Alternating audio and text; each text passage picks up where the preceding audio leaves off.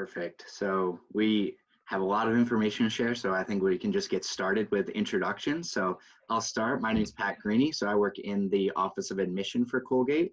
I'm Assistant Dean of Admission, so I travel for the school when traveling is allowed. I also read applications for the school. I cover a couple different regions across the country. So I cover Western Massachusetts, Western New York, Ohio, Michigan, Indiana, Missouri, Kansas, Nebraska, Iowa, and both Dakotas. So if you're from any of those places, welcome. We also have a student and a faculty member here with us. So I'll let them introduce themselves. For Professor Segal, do you want to start? Yeah, thanks. So I'm Professor Ken Segal. I'm in the Physics and Astronomy Department. I've been at Colgate since 2003. I teach all across the curriculum as well as in the core, which I think we'll talk about. Both at the, I teach physics at both the introductory level and to the juniors and seniors at the upper level. My research is in the area of we'll call low temperature physics. So I study the properties of electrical circuits as they get really, really, really cold, basically as cold as physics will allow. And I have some interesting projects that study how we might be able to make better computers with those in the future. Okay, perfect. Olivia, do you want to introduce yourself? Yeah, so hi everyone, my name is Olivia Miller. I am a recent grad from the class of 2020. I was an anthropology major and a peace and conflict studies minor, and on campus, beyond working in the Office of Admission, I was a student curator for our anthropology museum. I worked as a research assistant for the anthropology department. I was also the head of a few of our clubs. Yeah, just so everybody knows that's currently attending this, we're going to be using the Q&A function for any questions you guys have. So we'll actually be talking for about 20-25 minutes. Both Professor Segal and Olivia are going to give you guys their experiences in the Colgate classroom and academics in general. And then we'll get to questions right after that. So 20-25 minutes of us talking and then answering your questions after that. So I guess first, we will start with you, Professor Segal. Do you want to share what it's like to be a professor in a typical Colgate classroom? Sure. So my first response when I heard that question is that Colgate students are very demanding. They expect a lot out of their faculty. They expect good explanations. They expect availability. They expect transparency when it comes to grading. And I think all those things are definitely true, but also the more that I thought about it, one of the things that really keeps me coming back is how eager they are to share who they are, you know, to share personal things about them and you know, conversely to learn about me. I get a lot of questions about, you know, what's my life like, and, you know, how did I get into physics, and what do I find interesting about you know, what we're studying, why did I pick the research field that I did, and so that makes it both a professional and a personal experience, I would say. Perfect. Yeah, Olivia, you want to share how it is as a student in the classroom? Yeah, well, so I was very much looking for that like small, intimate classroom environment in a college when I was doing my search, and so I think for me, the thing that has always stood out and the thing that I've always loved about being a student at Colgate is the fact that, like Professor Segal is saying, like it's so much more than just being a student in a classroom with the faculty members, but also with the other students that are in class with you. You're going to learn a lot of things about them, and you're going to learn things about yourself that you didn't know because of how different their backgrounds or how similar their backgrounds are to you. So I think being a student, you really can't ever guess what class is going to be like. Even if you're in the last week of class, a class might really surprise you in a project or a conversation. And I think that's always kind of the exciting part about going to class is just like, you really never know what you're going to get. And even when you sign up for classes, you could completely expect a course to go one way and it could completely be different, and the reading list could be different, or just the topics you're actually looking at in class could be really different. So it's a lot of surprises, but it's a lot of very pleasant surprises in class. Mm-hmm. Great. So Professor Segal, do you want to share how you've seen students and professors collaborate in and outside of the classroom? Yeah, so definitely when I'm preparing my syllabus, I always look for ways that I can collaborate with the students. I love to assign projects things where I don't necessarily know the answer because, you know, the idea of me standing up in front of them and kind of doing the same spiel again and again is not as exciting. For me, it's more exciting if we kind of join forces and, you know, and discover something new. So I always certainly look for opportunities for projects. I teach the electronics class, and we're always building new circuits. You know, that's part of the major thrust of the class is, you know, they're going to build something that they think of. They're going to build their own video game or their own speaker receiver for their electric guitar or whatever it is. And that also takes me away from being the grader as much, you know, the authority. I get to sort of, you know, be more of the friend and collaborator with the student.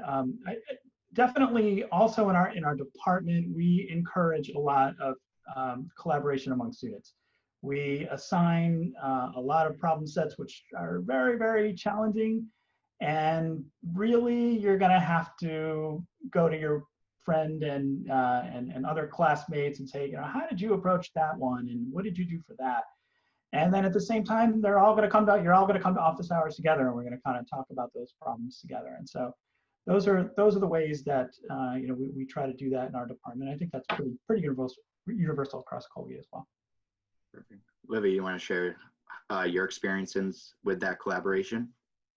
Yeah, I mean, I think it's very similar. Obviously, for the classes I was primarily taking, a bit different in I didn't have problem sets that I had to go kind of to office hours to work on with the professor. But I think just even thinking of like a topic for a paper, the one that comes to mind for me is specifically my thesis. It was a very like personal topic to me, something that I had a lot of experience with. I basically did a whole study on this nonprofit that I've worked for a bunch of years. And so my professor didn't really know much about it. And so it was a lot of kind of going back and forth with her and really figuring out what is it that I want to study about this and how can she bring in her expertise to really help guide that process. And I think that's kind of just been the case for a lot of different classes I've taken. An education class that I ended up taking with Professor Stern, I shared in office hours that I loved ceramics and I was the head of ceramics club, and he ended up figuring out a way and becoming really passionate about working that into the syllabus. And so I was able to do a project that really centered around ceramics and thinking about how art intersects with education. But then we also brought the entire class down for a class period to the ceramic studio to kind of share that with everyone in class. So I think it's really just the way that professors really actually care about who you are as a person, not just as a student in their class, care about what you're interested in, what your background is, and they'll figure out how to kind of work that into the class that you're taking with them.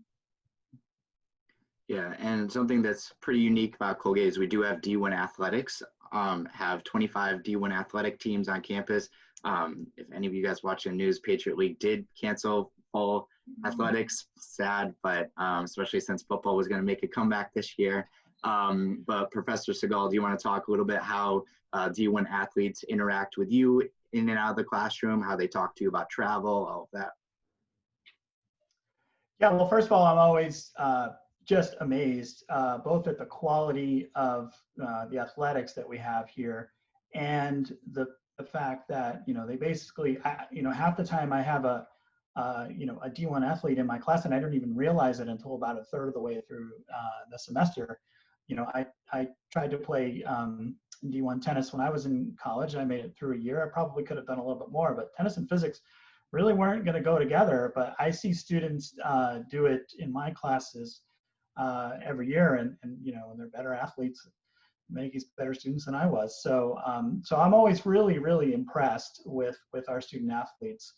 And then, you know, the culture is great. I mean, I think the student athletes have this attitude that they want to go up against the best in both academics and in athletics. And I think that's kind of an admirable attribute that they bring to campus. They're sort of really driven, a lot of them, and it can be inspiring. I wish I had more time to see the games. I live about 25 minutes outside of town, but I try to make it in as much as I can. Mm-hmm. Olivia, how about you? Some of your friends, D1 athletes?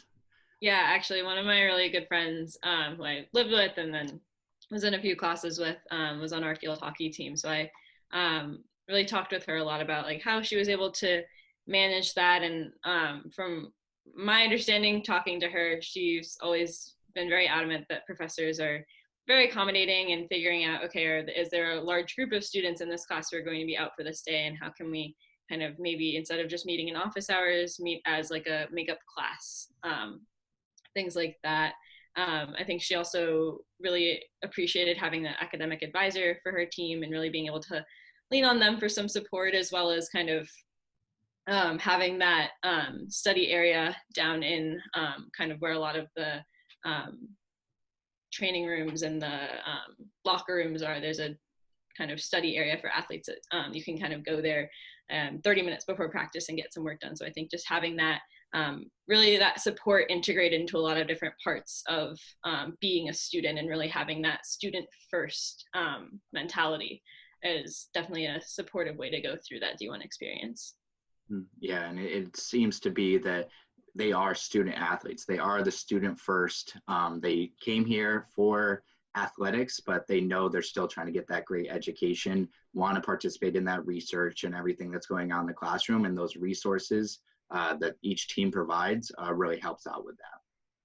And I participated in that liaison program, and I think it's very helpful because you give the student athletes another resource to go to, another confidant, another someone, because they're going to be pulled on one hand by their academics and pulled on the other hand by their coaches, and it's nice to have another a resource in there. Mm-hmm. Yeah, it seems like everybody just wants to support overall, not going to leave anybody out to dry at any time. We're going to talk a little bit about the core curriculum at Colgate. It's something a little bit unique to Colgate. You're going to be taking those classes before the end of your sophomore year, something that every Colgate student has done since 1928, 1929, but it's an ever-growing, evergreen curriculum. Olivia, do you want to explain a little bit about what it is before we actually get to your experiences? Yeah, so it's 4 classes. You'll take one basically each semester until the end of your sophomore year. 2 of them are going to show up on every student's transcript. So that's Legacies of the Ancient World and Challenges of Modernity.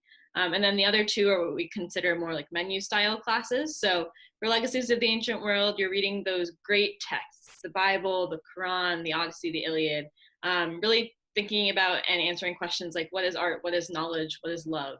And then in Challenges of Modernity, reading more modern texts, reading Martin Luther King and W.E.B. Du Bois and Virginia Woolf, and answering those same questions, but thinking a lot about how those questions change throughout time and how are we answering them differently.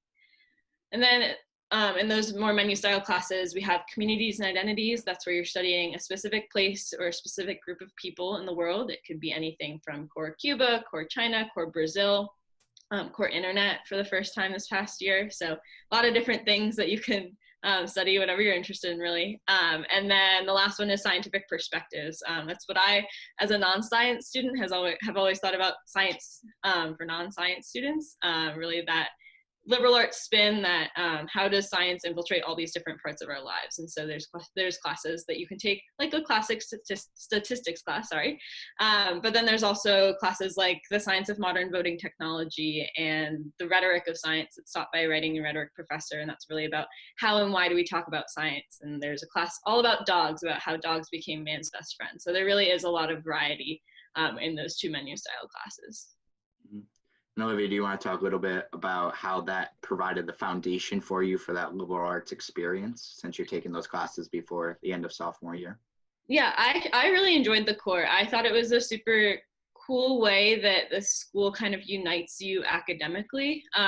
As a liberal arts school, obviously you're not really required to take like an English 101 class or an intro level math class. You really have so much choice in your academic experience on campus, except you do have those 4 classes. So that being said, it is really a bit different depending on the student. You can choose to take it with a theater professor, you can choose to take it with an English professor or a physics professor. Really, there's so many faculty members who teach in the core, but you do have those core books that everyone reads. And as a student who really went into those upper level classes and went into a theory class and had like a really in-depth look at some of the authors that we had read in those core classes, it really was kind of a comforting thing that as a student, you can come from any background, you can come from any place in the world, any high school, and you're not going to be expected to have read certain books in that high school.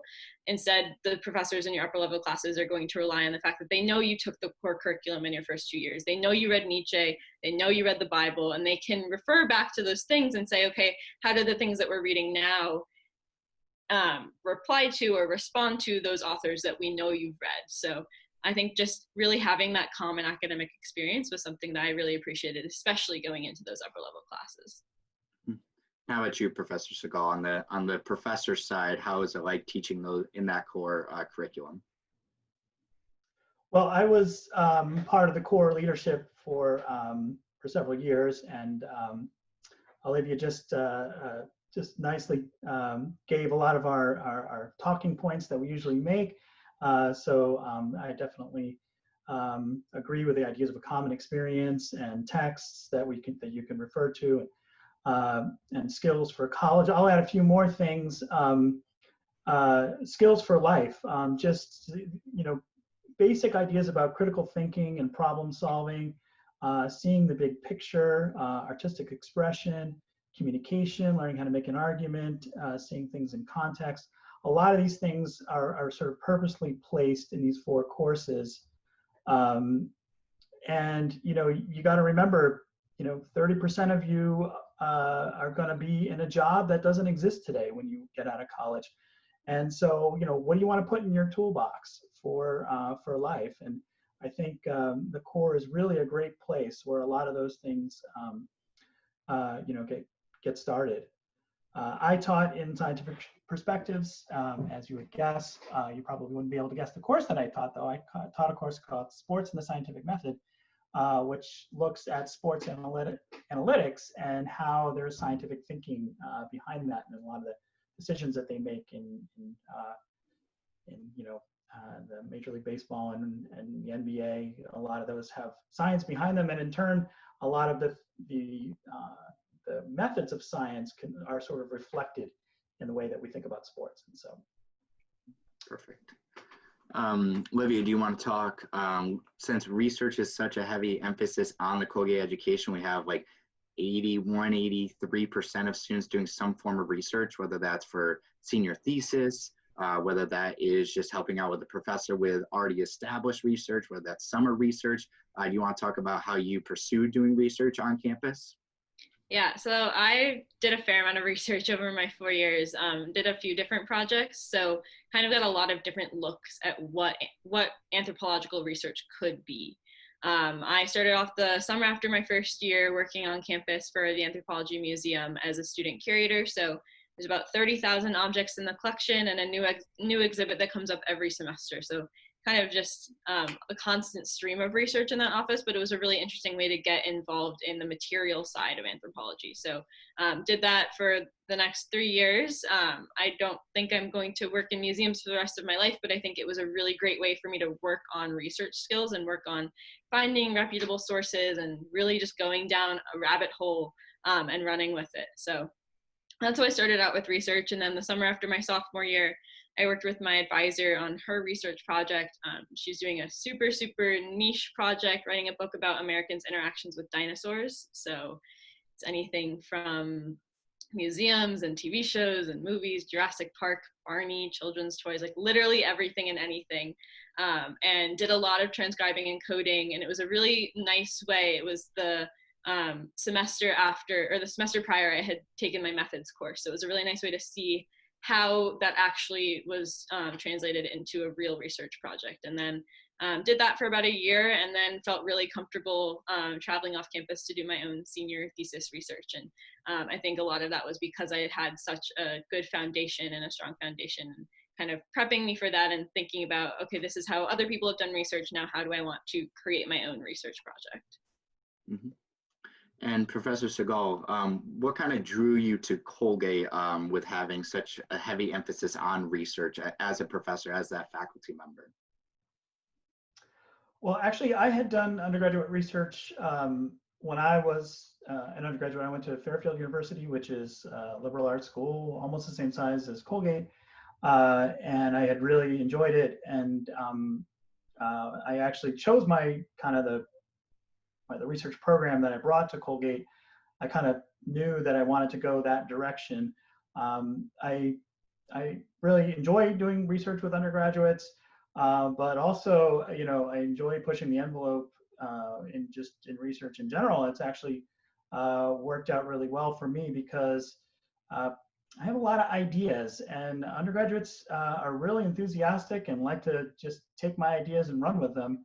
And so we've kind of found a marriage. A lot of those ideas don't necessarily turn out, but even learning why they work and why they don't work has really proven to be a great adventure and successful too. We've sent probably a good 30 students onto master's and PhD programs, and I've got about 10 undergraduate co-authors and several grants that have resulted in equipment. I like to work with the students in the laboratory, and as Olivia mentioned, there's the senior thesis venue, but there's also the summer venue. So both of those are opportunities that you can pursue to do undergraduate research. I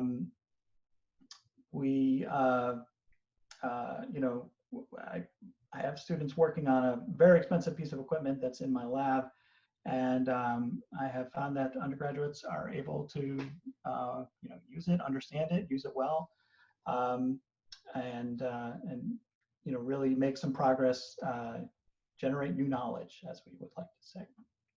Perfect. Yeah. And last part that we can talk about before going on to everybody's questions that are being asked live is I'll have you start, Olivia. But how did you translate your Colgate education into off-campus study? Yeah. So I did 2 off-campus study programs with Colgate. So the first one I did was what we call extended study, and that's where you're taking classes on campus, and one of your classes might be eligible for this extended study component, and it was one of my core classes, and it was core French Caribbean. And so for our spring break, we went down to Martinique with our professor and with the class, and got to travel all around the island, and went to a local market and got to kind of learn how to barter and learn how the bartering system worked. And we took a Creole class, we took a dance class, and really just got to go around and see what we had been reading about, which I think was just beyond helpful. I can't really even put it into words, and came back for the rest of the semester. And I have never seen people more excited to talk about reading and assignments and just kind of all of that type of stuff. I could probably tell you more information from that class than a lot of other classes, I think, because of that off-campus study component, and that was over 2 years ago. So, and that made me really excited to go off campus for a full semester. So I did an approved program through a outside institution, and was studying in Copenhagen for the fall of my junior year, and studied migration politics and the migrant crisis, and really kind of was primarily looking at courses for my minor in comparison with my major, and really took a class on activism, and got to really learn about how activism is so different in Europe than it is in the US, and how that is really a response to peace and conflicts all over the world, and how that creates peace or creates additional conflict. And so I think just really kind of immersing myself and really taking the way that Colgate really encourages you to immerse yourself in the place, lived with a host family while I was there, and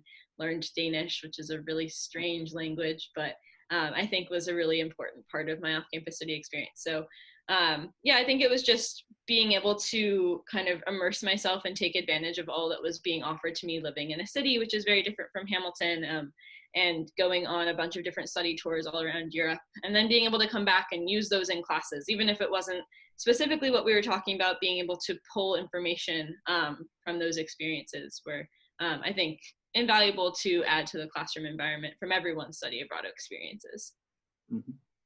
And how about you, Professor Segal? What have you seen on the other side, faculty member, that the Colgate experience can go into off-campus study?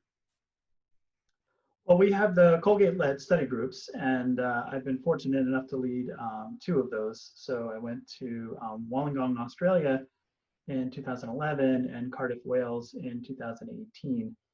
And this is a group that's led by a Colgate faculty member, and it's all Colgate students. And for me, it was a group of natural science majors, and we both trips were just fantastic.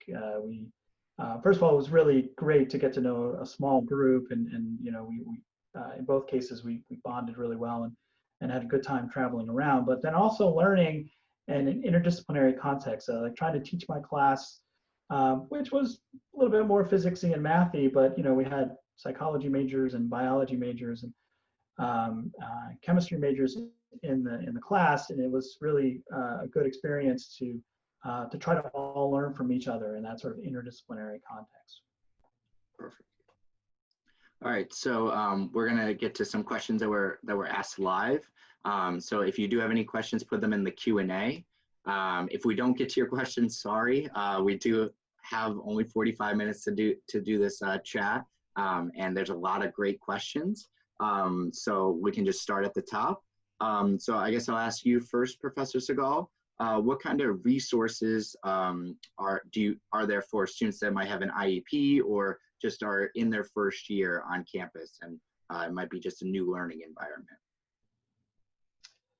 I mean, the freshman seminar program, I think, is really healthy and good. With you'll be in a class, smaller class with all first years, with a faculty member who's really going to be sort of your advocate and ally. It'll be your advisor for the first 2 years. You'll have a link who's an upperclassman who will be able to, you know, sort of give you some helpful tips for, you know, navigating all of Colgate life. But then also your first courses in the departments, I think, are your next best resources. We really, in the physics department, spend a lot of time with the first years. We have a big class, usually 30 or 40 students. We invite them to seminars and poster sessions. We have little chats where we, you know, let the professors talk about their research and what they're working on. We have programs where you know, students can take a faculty member to lunch, so you can get a group of 2 or 3 first-year students and go grab a faculty member and, you know, just sit down and have a nice meal with them. So there are definitely a lot of opportunities to sort of, you know, both get advice and to just to see a lot of different faces and to just to hear advice and you know, voices from different parts of the campus. And I think that's your best ally. Yeah. If you need to meet with a teacher for help, do you meet with them during office hours, or is it more an open door policy? Do you call or text to meet up at a mutually convenient time? I'll have Olivia, you answer that question. Yeah, so I'd say office hours are honestly, they're pretty spaced out throughout the week. So professors really do try and keep in mind, like, not having office hours only during one slot during the week. So if you have a class that it kind of becomes problematic for you. But I've definitely been in the situation where I either have an on-campus job or I have another class, and I just, like, every office hour for that one professor just doesn't fit with my schedule.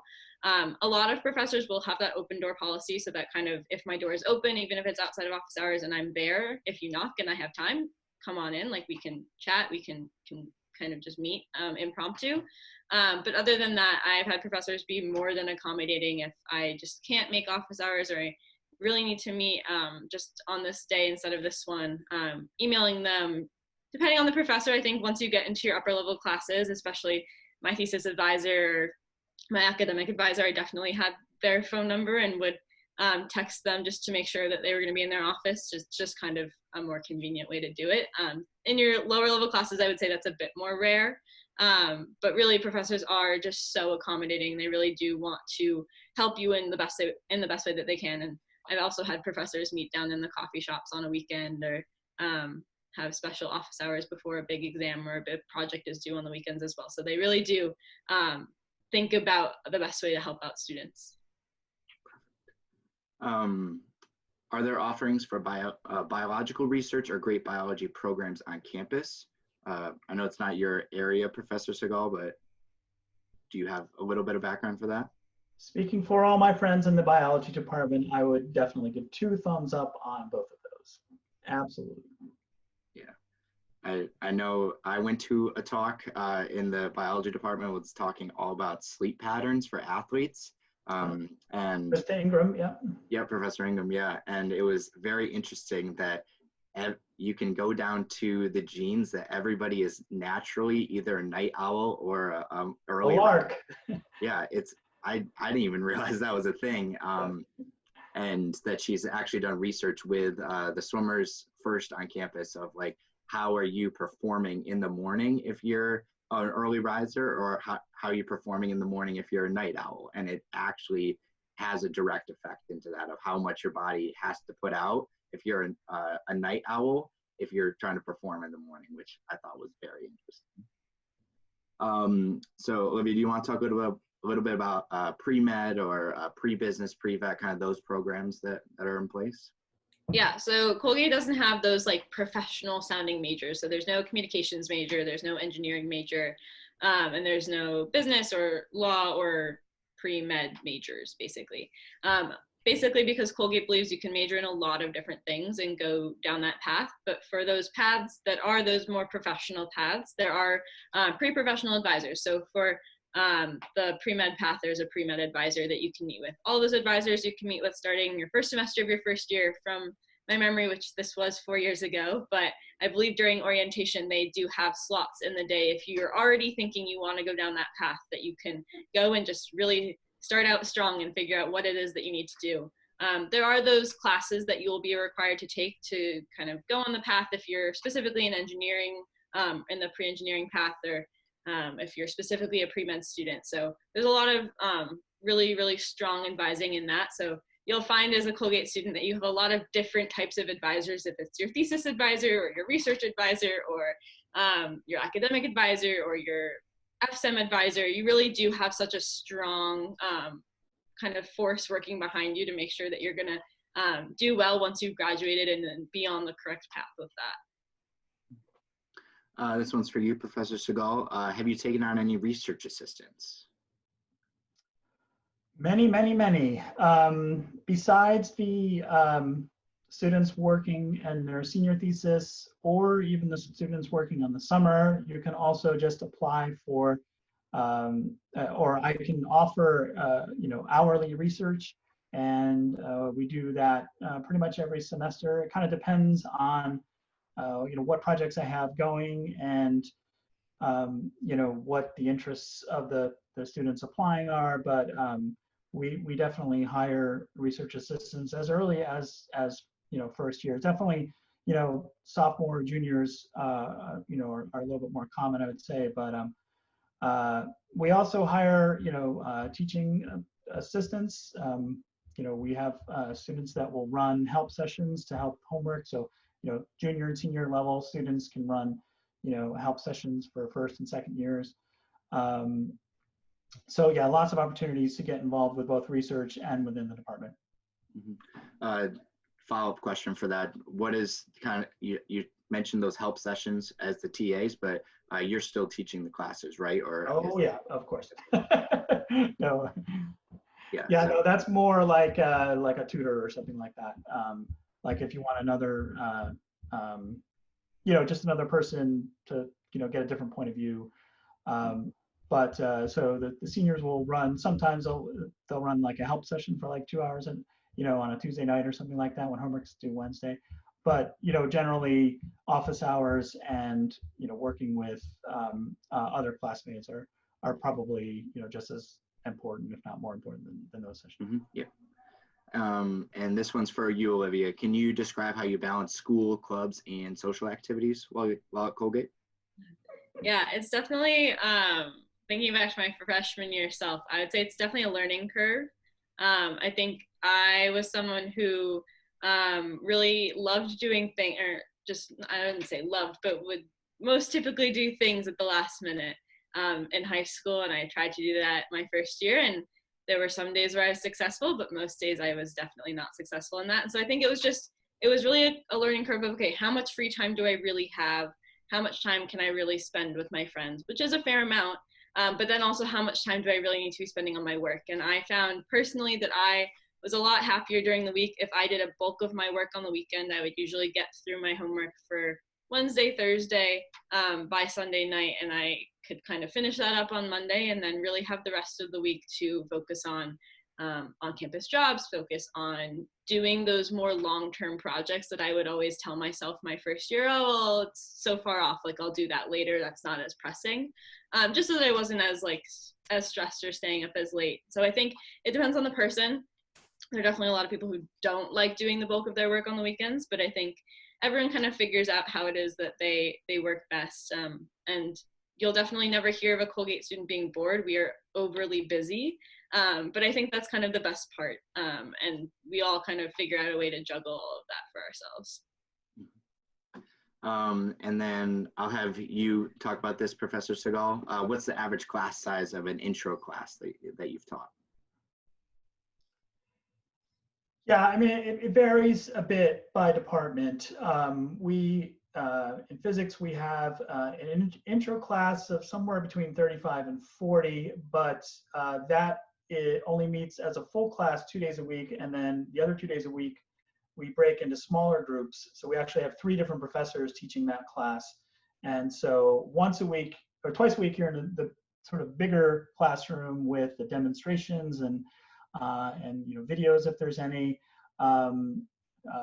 maybe an experiment or something like that. And then you have 2 other faculty who will take groups. So generally we break into groups of like 12 to 15 in those smaller classes. Definitely it varies. I mean, there can be some classes that grow a little bit large, but I don't know, I would say probably 20, 25 is more typical for intro classes in the social sciences and the humanities. The sciences are a little weird. They kind of do things a little differently. There are some bigger sections, but every class that's a bigger section also meets in smaller groups, like the biology 211 and 212. They do have a big lecture hall, but then they have smaller group meetings that they break into. Perfect. I'll have you answer this, Olivia. How did you find your research opportunities, and how early did you get started with that? Yeah, so for working in the museum, it was my intro level, intro to cultural anthropology class went to the museum as kind of a class trip down the hall. And the curator at the time was doing this presentation, and we were doing hands-on work, and she was saying, like, we are still looking for a summer intern, so if you're interested, if you've enjoyed this, if you're curious, reach out to me. That's kind of just how I got involved in that. And then as far as my research with my advisor went, and kind of, I could be wrong, so Professor Segal might have to correct me, but towards the December, January, February time of year every year, they'll come out with basically just this huge list across every single department of any professor that's looking for help during the summer, and you can literally apply to anyone that you want. They are looking for people with specific backgrounds, obviously, and so you might not have the qualifications for some of them, but you can find any single professor who's looking for help. And I saw that my advisor was looking for someone and talked to her about her research and all of that. So it really is, it's completely publicized. None of it is just word of mouth. You can find anyone. Correct. Yeah, and that's been a big effort in the last few years. Not only has there been an effort to make it more transparent, so there isn't just somebody making a side deal, but also we get all those decisions out before any of the national programs make their decisions about the summer. So you can know whether you'll have the Colgate offer. It's usually in February, I think. So there's been an effort definitely to do that. Perfect. Have you answer first, Olivia? What makes Colgate unique? Yeah, no, that's a great question. I'll preface this with the fact that I was looking only at small rural liberal arts schools when I was kind of a rising senior into my senior year. So in all honesty, they get very, very similar. They start to blend together. And I think for me, it was a lot of what makes one school stand out. So I did a lot of thinking about what was unique about all these different schools. And for me, the most unique parts about Colgate, I think for me, one were the town. I loved Hamilton when I visited. People actually go into town. There is a very fluid boundary between the two communities and the two spaces. I worked at the elementary school in town for a few semesters, and there's coffee shops and a movie theater and all that kind of stuff. So it really was that community feel that really impressed me when I visited. And then the other was the connection between the student body and the faculty outside the classroom. So all small schools have small class sizes. That's kind of just the same across the board, but it was really the fact that Colgate students get to know their professors, and that professors really get to know you. You'll babysit and you'll dog sit and you'll house sit, and it's very normal to have a professor have you over with your class for dinner at the end of the semester. So really just kind of the emphasis on the personal side of academics really stood out to me. And I think a lot of the community, and I could talk about the Colgate community till I'm blue in the face, but that really stems from the professors, and I think that makes Colgate really unique. How about you, Professor Segal? I mean, definitely what Olivia said, but also too, I think the fact that Hamilton is kind of somewhat geographically isolated has actually had this interesting counter effect, that the amount of activities and stuff there is to do on this campus just continues to blow me away. I'm always just completely floored when students tell me that they're in dance and that they're in orchestra and that they're in a political club and that they do club swimming, and I mean, it's just like I'm always completely amazed at how much is actually going on this campus, and the sort of vibrancy that kind of goes along with it. Part of it is the athletics, but part of it is just people that have this sort of zest for life, that they want to go out and do more and just be more active, and nobody wants to sit in their rooms, and that's kind of interesting about Colgate. There's been a lot of questions about double majoring or creating their own majors. Olivia, do you want to talk a little bit about how many students that have double majors or have major minors, or being able to create their own majors? Yeah, I am always so impressed by the amount of people who I hear are double majoring, and it's always double majoring in like the most interesting combinations. One of my very close friends, she was on the field hockey team I mentioned earlier, is a cellular neuroscience major with an English minor. And I think that is more normal than it is abnormal. I think I had a friend who was a computer science major or it was a double major in computer science and peace and conflict studies, and a friend who was kind of a major in computer science and a minor in art and art history. So again, like those combinations are so encouraged on campus, and I think that's one of the most exciting parts. And a lot of people are double majoring in some, for me as someone who is very science averse, intimidating things. So I had a friend who was a physics or astrogeophysics and applied math double major. So it's very normal. It's very encouraged. I think it's just a testament to how much of a go-getter Colgate students are, but then also how flexible the curriculum is to encourage that kind of cross-divisional stuff as well. Mm-hmm. And I would say that definitely the best way to get a double major is to just start taking courses that you like, and then all of a sudden realize, hey, wait a sec, I have a minor or I have a major.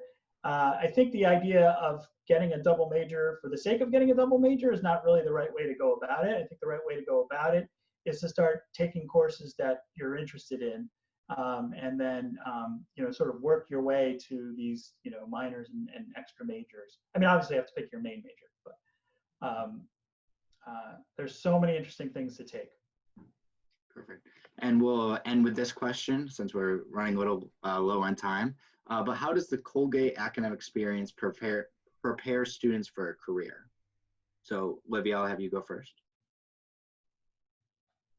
Yeah, that was a really big thing for me, thinking about kind of like, I really didn't know what I was going to do. I came in my first year thinking I was going to major in psychology, become a psychiatrist, and that was like the 4-year plus plan.